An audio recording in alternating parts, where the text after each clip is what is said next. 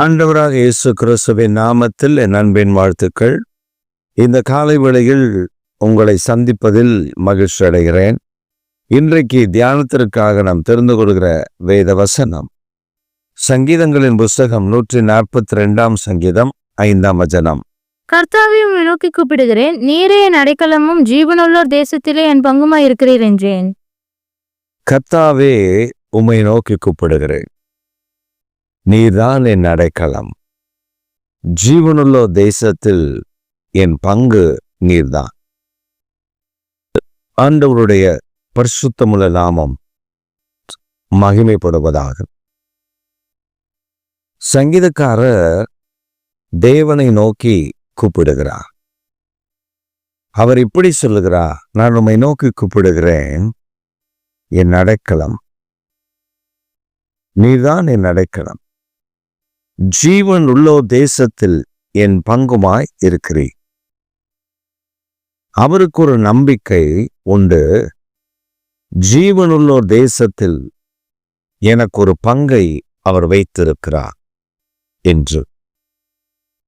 இதைத்தான் இயேசு தம்முடைய சீஷர்களுக்கு சொன்னார். இயேசு தம்முடைய சீஷர்களை 2 பேராக அழைத்து அவர்கள் மேல் தம்முடைய கையை வைத்து அவர்கள் மேல் பரிசுத்த ஆவியை ஊதி அவர்களை கிராமங்களுக்கு போகும்படி பணித்தார். அவர்கள் கிராமங்களுக்கு போய் அந்த கிராமங்களில் சுவிசேஷத்தை அறிவித்துவிட்டு இயேசுவினிடத்தில் மிகுந்த மகிழ்ச்சியோடு வந்தார்கள். வந்தவர்கள் எப்படி வந்தார்கள் என்றால், இயேசுவே, பிசாசு ஓடுகிறது, வியாதிகள் சுகமடைகிறது, அற்புதங்கள் நடக்கிறது, இப்படி அப்படி என்று உம்முடைய நாமத்தினாலே அதெல்லாம் நாங்கள் செய்தோம், கிராமங்களில் எல்லாம் இப்படி நடந்தது என்றெல்லாம் அவர்கள் மகிழ்ச்சியோடு சொன்ன பொழுது அவர் அவர்களை ஆசுவாசப்படுத்தி அவர்களிடத்தில் ஒரு காரியத்தை சொன்னார். நானும் பார்த்தேன், பிசாசு வானத்திலிருந்து மின்னலை போல விடக்கண்டேன். அவருடைய அதிகாரங்கள், அவருடைய ஆளுகைகள் முறியடிக்கப்பட்டதை கண்டேன். இதன் நிமித்தம் நீங்கள் மகிழ்ச்சி அடையாதிருங்கள், சந்தோஷப்படாதிருங்கள், உங்கள் பெயர் ஜீவ புஸ்தகத்தில் எழுதியிருப்பதை குறித்து மகிழ்ச்சி அடையுங்கள், சந்தோஷப்படுங்கள். நம்முடைய வாழ்க்கையில் தேவன் நம்மோடு கூட இருக்கிறார் என்கிற அந்த நிச்சயம் சங்கீதக்காரன் தாவீதுக்கும் மற்ற சங்கீதங்களை எழுதினவர்களுக்கும் இருந்தது. ஆனால் அவர்கள் நம்பிக்கை எப்படி வெளிப்படுத்துகிறார்கள் என்றால், தேவனாகி கர்த்தர் தான் எங்களுக்கு அடைக்கலம், ஜீவனுள்ளோருடைய தேசத்தில் என் பங்குமாய் இருக்கிறார், அவர் எனக்கு ஒரு பங்கை ஜீவனுள்ளோர் தேசத்தில் வைத்திருக்கிறார். அப்படி என்றால் என்னுடைய பெயரை ஜீவ புஸ்தகத்தில் எழுதி வைத்திருக்கிறார். நான் அவரை நோக்கி கூப்பிடுகிறேன், அவர் என் ஜெபத்தை கேட்கிறார். அதே சமயத்தில் அவர் என் பெயரை அவர் ஜீவனுள்ளோர் தேசத்தில் எனக்காக ஒரு பங்கை ஏற்படுத்தி வைத்திருக்கிறார். நாம் இந்த பூமியில் நிறைய விஷயங்களை பெற்றுக்கொள்ள வேண்டும், கிடைக்க வேண்டும், அது பண்ண வேண்டும், இது பண்ண வேண்டும், நம்ம ஆர்வத்தோடு ஓடுகிறோம். அதெல்லாம் நல்லதுதான். நமக்கு ஒரு நம்பிக்கை, நமக்கு ஒரு நிச்சயம் இருக்கிறது, பரலோக ராஜ்யம், பரலோகத்தில் நமக்கு ஒரு இடத்தை கர்த்தர் வைத்திருப்பார் என்று. உண்மைதான். அதே சமயத்தில் நம்முடைய வாழ்க்கையில்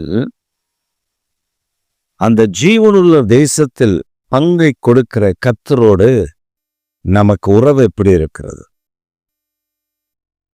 நமக்கு நல்ல உறவு அவரிடத்தில் இருந்தால்தான் அந்த பங்கு நமக்கு கிடைக்கும். உதாரணமாக, நாம் ஒரு தகப்பன், அந்த தகப்பனுக்கு 2 பிள்ளைகள் என்று வைத்துக் கொள்ளுவோம். அந்த தகப்பனோடு நெருங்கி இருக்கிற, அந்த தகப்பனோடு ஒற்றி இருக்கிற, அந்த தகப்பனுக்கும் பிள்ளைகளுக்கும் உள்ள உறவு நிலைத்திருந்தால்தான் தகப்பனுக்குரிய ஆசீர்வாதங்கள் அந்த பிள்ளைகளுக்கு கிடைக்கும். இப்ப தகப்பனை விட்டு ஓடிப்போன பிள்ளைக்கு அந்த ஆசீர்வாதம் கிடைக்குமா என்றால் நிச்சயம் கிடைக்காது. நீங்கள் சொல்லலாம், இல்ல இப்ப சட்டமெல்லாம் வந்துருச்சு, அந்த பங்கு அவங்க பாகத்தை கண்டிப்பாக கொடுத்து விட வேண்டும் என்றெல்லாம் நீங்கள் சொல்லலாம். ஆனால் நான் பார்த்த சில சம்பவங்களில் ஒரு மனிதனை தேடி நாங்கள் போனோம். ஒரு பெரிய பணக்கார குடும்பம். அந்த பணக்கார குடும்பத்தில் அவருடைய 2வது மகன், அதாவது மூத்த மகனுக்கு அவருக்கு நிறைய பிள்ளைகள், அதுல 2வது மகன் காணாமல் போனான். வீட்டை விட்டு ஓடிவிட்டான். அவர்கள் எங்கு தேடியும் அவன் கிடைக்கவில்லை. பெரிய பணக்காரர், அதாவது கோல்டு ஸ்மித்.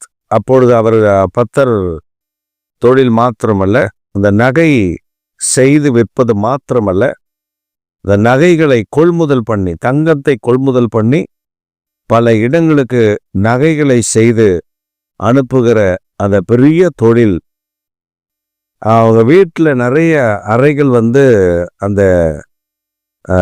தங்கம் செய்கிற அறைகளாக இருக்கும், நகை செய்கிற அறைகளாக இருக்கும். தங்கத்தை வாங்கி அதை தகுடாக அடித்து அதை கம்பியாக மாற்றி அதை அப்படியே அவர்கள் நகை செய்கிறதை நானே பார்த்திருக்கிறேன். அதற்கான மிஷின்ஸ் எல்லாம், அதற்கான எக்யூப்மெண்ட்ஸ் எல்லாம், பழைய காலத்து எக்யூப்மெண்ட்ஸ் எல்லாம் அவங்ககிட்ட இருந்தது. அப்பொழுது அவங்க மகன், அந்த 2வது பையன், ஏதோ ஒரு காரணத்தினால் ஒரு 10 வயதில் அவன் காணாமல் போனான். அவனை தேடினார்கள், கிடைக்கவில்லை. ஆனால் 45 ஆண்டுகளுக்கு பின்பு, கிட்டத்தட்ட 45 ஆண்டுகள் அந்த மனிதனுக்கு, அவனுக்கு 55 வயது, அவனை ஒரு இடத்தில் கண்டுபிடித்து விட்டார். அப்போ அந்த இடத்துல கண்டுபிடிச்ச உடனே நாங்கள் போகிறோம். கண்டுபிடிச்சிட்டாங்க அப்படின்னு சொன்ன உடனே என்னுடைய நண்பனுடைய அண்ணன், அதனால் நாங்கள்லாம் சென்னைக்கு போய் அவனை பார்த்துடலாம் அப்படின்னு சொல்லி போன பொழுது, அவன் ஒரு பிச்சைக்காரனாக, பிச்சை எடுத்து வாழ்பவனாக 45 ஆண்டுகளும் அவன் பிச்சை எடுத்து வாழ்ந்து கொண்டிருக்கிறவனாகவே இருந்திருக்கிறான் மெரினா பீச்சில். அவனுக்கென்று ஒரு இடத்தை அவன் வைத்திருக்கிறான். அந்த இடத்தில் தான் அவன் தங்குகிறான். இவர்கள் போன உடனே இடத்தை மாற்றி விட்டான். அப்ப அந்த பார்த்தவர்கள் சொன்னார்கள், இந்த இடத்துல தான் இருந்தார், இப்ப இல்லையே. அப்புறம் தேடின பொழுது அவர்கள் ஒரு இடத்துல கண்டுபிடித்து விட்டோம். அந்த மனித இடத்துல கேட்ட பொழுது நான் வரமாட்டேன் என்று சொல்லிவிட்டான். பல கோடி சொத்து இருக்கிறது, அவன் வர முடியாது, நான் வருவதில்லை என்று அவன் பார்த்தா. அவனுக்கு அடையாளம் தெரியுது, இவங்களெல்லாம் பார்த்தா யாருன்னு தெரியுது. அவன் சின்ன வயதுல இருந்து ஓடி வந்தவன். இவங்களெல்லாம் பார்த்தா அவன் அந்த முகச்சாடு தெரியுது. ஆனா உங்களோடு வர முடியாது, இயலாது என்று சொல்லிவிட்டான். அப்ப அவனுக்கு எப்படி பங்கு தர முடியும்? அவனுக்கு பங்கு தர முடியாது. இதே போலதான் நம்முடைய வாழ்க்கையிலையும் தேவனோடு நல் உறவு இல்லாதபடி பாவம் செய்து தேவனை விட்டு விலகி போய்விட்டால் தேவனிடத்தில் நமக்கு பங்கும் இல்லை, பாத்திரமும் இல்லாமல் போய்விடும். நல்ல பிரகாசித்த விளக்கு, நல்ல பிரகாசித்த நட்சத்திரங்கள் பாதை மாறி போனதைப் போல அப்படி ஆகிவிடும். கர்த்தர் அவர்களுக்கு நன்மை செய்துவிட முடியாது.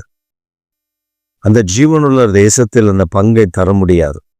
இந்த காலை வேளையில் நீங்களும் நானும் தேவனிடத்தில் நல் உறவு வைத்திருக்கிறோம். அந்த உறவில் நீதான் ஆண்டவரை நடக்கலாம், வேறு ஒருவர் இல்லை என்று அவரையே சார்ந்திருக்கிறோமே. நான் அவரையே நம்பி இருக்கிறேன், எனக்கு என்ன கிடைக்கும் என்று பல நேரங்களில் யோசித்திருக்கலாம். ஆனால் ஆண்டவர் இன்றைக்கு சொல்லுகிறார், ஜீவனுள்ள தேசத்தில் ஒரு பங்கை கர்த்தர் உங்களுக்காகவும் எனக்காகவும் வைத்திருக்கிறார். இந்த காலவேளையிலே இந்த செய்தியை கேட்டுக்கொண்டு அருமையான கர்த்தருடைய பிள்ளையே, உங்கள் வாழ்க்கையில் நீங்கள் ஒருவேளை நினைக்கலாம், இத்தனை பாடுகள், இத்தனை போராட்டங்கள், இத்தனை நிந்தனைகள், ஆண்டவர் தான் என் அடைக்கலம் என்று நம்பியிருக்கிறேனே என்று நினைக்கலாம். இன்னும் அவரையே பிடித்துக் கொள்ளுங்கள். அவர்தான் நம்பிக்கை. முடிவில் ஜீவனுள்ள தேசத்தில் ஒரு பங்கை நமக்கு கொடுப்பார். ஆமென்.